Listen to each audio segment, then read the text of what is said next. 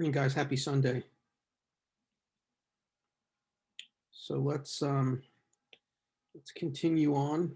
Hopefully, you guys are watching some of these recorded videos. I don't see a lot of hits, but I hope that you will begin to watch these. I'm going to put up probably 2 or 3 today, which will keep us somewhat on date. I'm trying to upload an hour for each lecture time.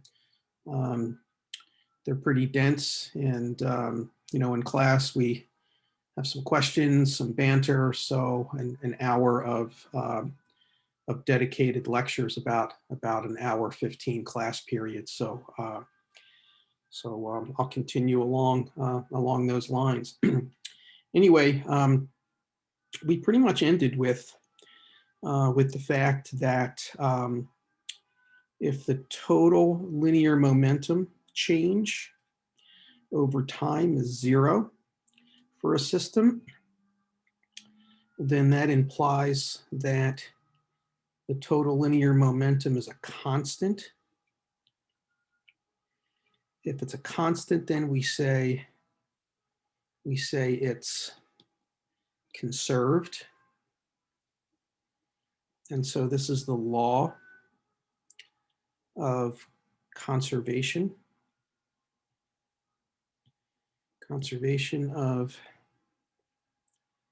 linear momentum. And basically what it says, that if there are no net external forces acting on a system of particles, then the total linear momentum is conserved.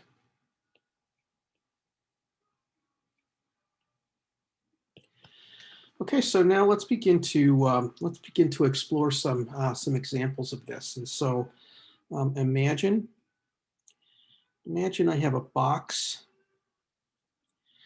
on a frictionless surface.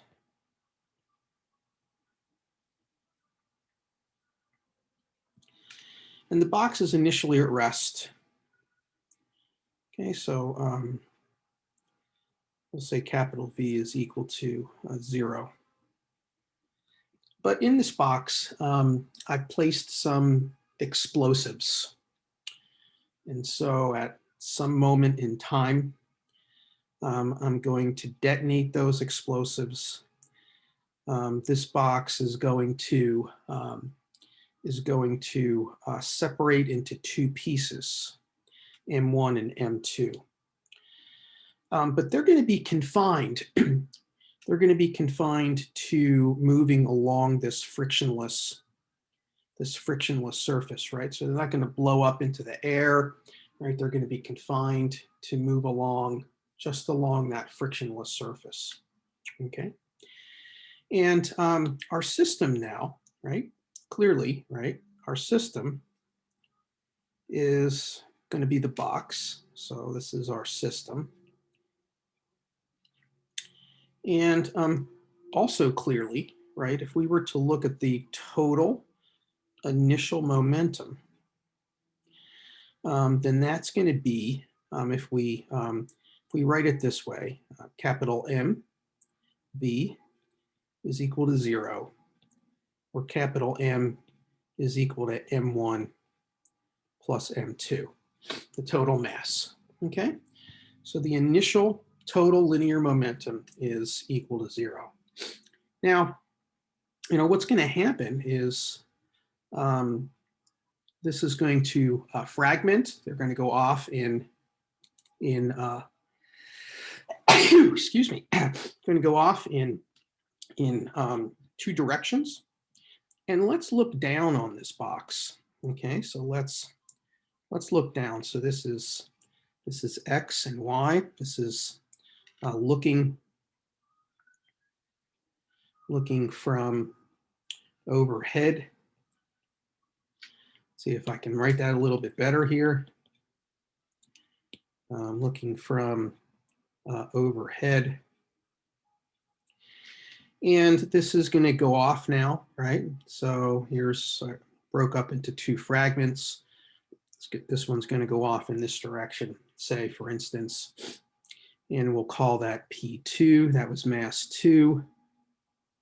Mass 2. That would be equal to M2V2. Now remember that the forces here, the forces in this explosive process, right? The forces are internal. Now you need to think about that for a little while, right? So the forces are internal to the system. Okay? So there's going to be a force, right? So there's going to be a force. There's going to be a force on 1 by 2. And there's going to be a force on 2 by 1 in the explosive process. And the magnitude of those two forces is going to be equal. Okay, and the forces now are going to be internal to the system. All right, so these actually constitute a force pair in compliance with Newton's third law. All right, so the forces are internal. Each box is going to feel a force of magnitude that is identical. And so if the forces are internal, the total linear momentum is conserved. And so the total linear momentum must also be equal to 0. Now, this goes back to some notions from chapter 3 on vectors. The only way that two vectors can sum to 0 is if they are equal in magnitude, opposite in direction. So that mass 1, its momentum must go off 180 degrees, and P1, which is equal to M1V1, must be equal to P2 in magnitude. Okay, they're opposite in direction, and hence they cancel. And by that vector cancellation, they give a total linear momentum equal to 0. Okay, so then we know that the total linear momentum is going to be equal to M1V1 vector plus M2V2 vector, which must be equal to 0. So if we have some idea what these numbers are, then we can calculate the speed of one or the other if we had the other one. Okay, so the idea here is that if the initial linear momentum is 0, then the final linear momentum is 0. And again, keeping in mind that this is our system. Okay, so then during the anti-collision, right? So this explosion is actually an anti-collision, right? So this explosion can actually be considered to be an anti-collision. And if the forces are internal, then there's no net external force acting on this system. Linear momentum is conserved. And so the initial linear momentum must be equal to the final linear momentum. If the initial linear momentum is 0, then the final linear momentum must likewise be 0. Okay? And we'll look at an application of this exact example probably in a module or two when I show you share with you a PowerPoint presentation. Okay, so let's So let's now then move into talking about collisions per se, okay? So collisions.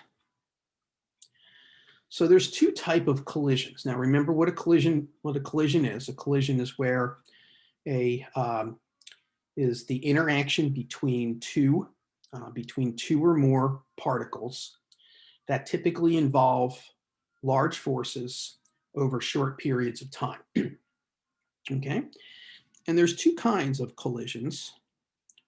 There are elastic collisions and inelastic collisions. And the hallmark of an elastic collision is that kinetic energy is conserved. Not total energy, kinetic energy. So kinetic energy is conserved. That is, that initial kinetic energy is going to be equal to the final kinetic energy. And an inelastic collision is just the opposite. It's where kinetic energy is not conserved. Right? That is, final kinetic energy is not going to be equal to the initial kinetic energy. Okay? But in both of these collisions,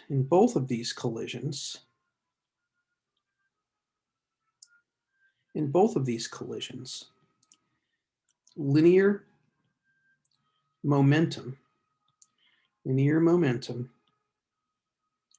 will be conserved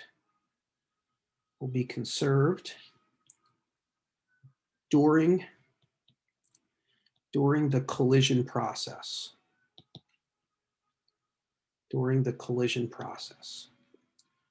Okay? So let's then, let's begin to, let's see if we can get this interesting. Okay. See if we can get this ironed out a little bit. Okay, so let's first look at inelastic collisions, which are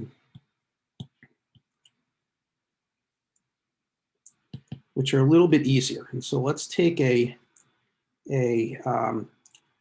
familiar problem that we looked at before. Okay, so this is then going to be a frictionless surface. It's going to be a frictionless surface. And I'm going to have a object, mass m, which is going to be some height h above this surface.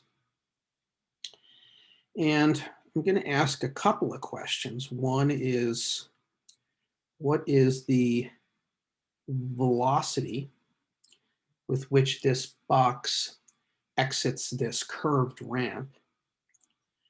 And then I'm going to allow this box to collide with a larger mass. Okay, so this is lowercase m, this is uppercase m.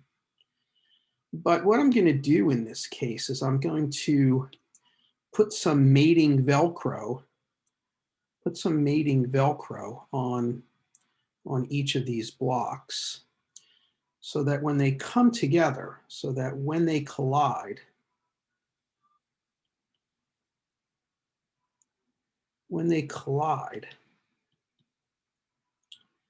they will stick together. Now this will be what we call a completely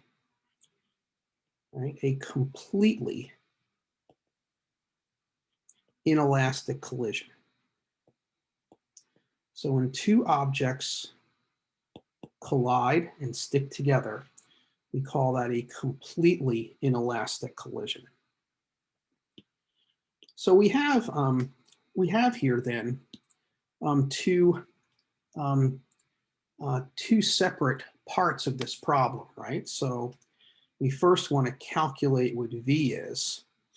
And so we could actually then use the conservation of mechanical energy. Conservation of mechanical energy during the first part of this process. And then what we're going to do is we're going to then look at the collision between these two objects, in which case now we will use the conservation of linear momentum. Now let's put some numbers on these because the calculations numerically themselves will be illustrative. Okay, so let's let m be equal to 1 kilogram. Let's let capital M be equal to 3 kilograms. And let's let H be equal to, I don't know, 3 meters, okay? So let's first calculate, right? Let's first calculate the speed v with which this object exits the ramp, okay? And so we've done that calculation before, right? So the total mechanical energy at the top is going to be equal to the total mechanical energy at the bottom. This is going to be then mg times h, since there's only, we're going to assume now that this is released from rest. Released from rest. Okay. And so then mgh is going to be equal to the energy at the bottom. The energy at the bottom is all kinetic, which is going to be 1/2 mv squared. The mass cancels, and v then is going to be equal to the square root of 2gh. If we want to look at numbers here, then this is going to be the square root of 2 times 10 meters per second squared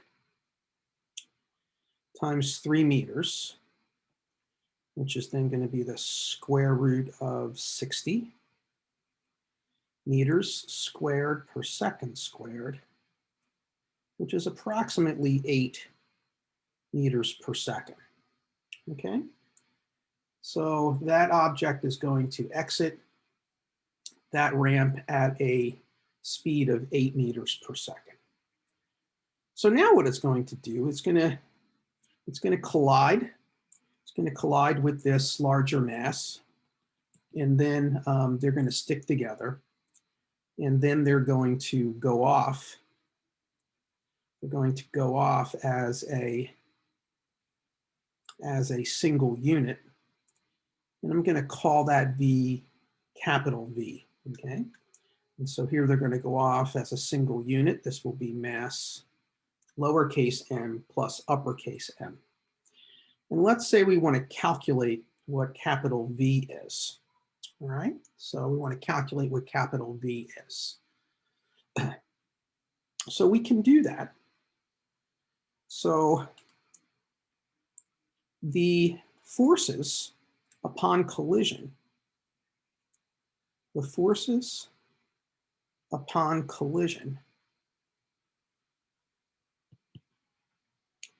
are internal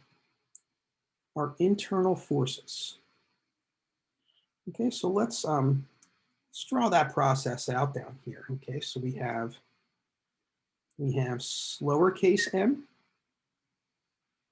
we have uppercase m, and now this is going with some speed v, which we just calculated. Okay, and so after collision, they're going to collide, and they're going to go off as one unit, capital V. Mass here is going to be lowercase m plus uppercase m. Okay, And so now our system, here's our system of objects or particles. There's our system in both cases, right? This is the system. This is the system. And so what we're going to say then is that the forces involved when they collide are going to be internal forces. And so the initial total linear momentum and the final total linear momentum are going to need to be equal since there's no external forces. Okay, so P initial is going to be then mv plus capital M.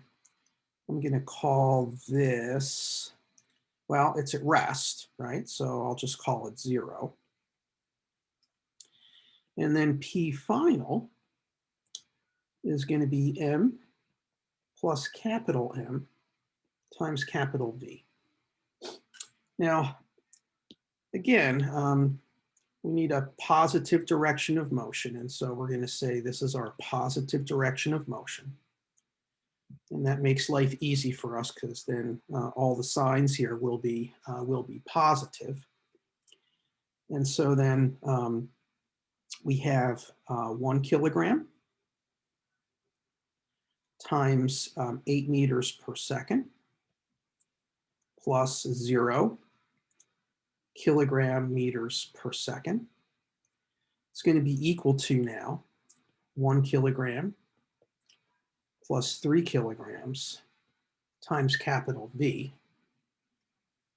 And so this then is going to be 8 kilogram meters per second is going to be equal to 4 kilograms times capital V, or that capital V now is going to be equal to 8 kilogram meters per second divided by 4 kilograms, which is 2 meters per second. So those two objects then will go off at 2 meters per second, which is clearly smaller than the speed of lowercase m before it collided into that object. Now, let's take a look. Right, let's look at the kinetic energy before and after collision. Okay, so the kinetic energy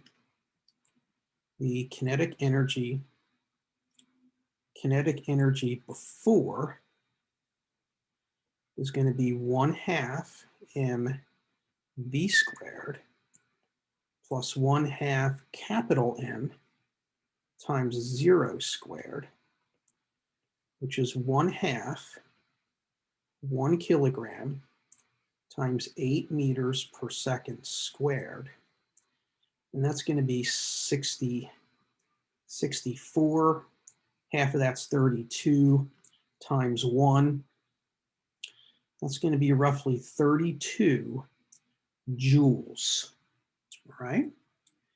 And let's take a look at the kinetic energy after, which then is going to be 1/2 m plus capital M times capital V squared, which then is going to be equal to 1/2 1 kilogram plus 3 kilograms times 2 meters per second squared. And that's going to be 4 times 4 is 16. 1/2 of that is 8 joules. So clearly one can see that the kinetic energy before is not equal to the kinetic energy after. So kinetic energy is not conserved in this inelastic inelastic collision, okay?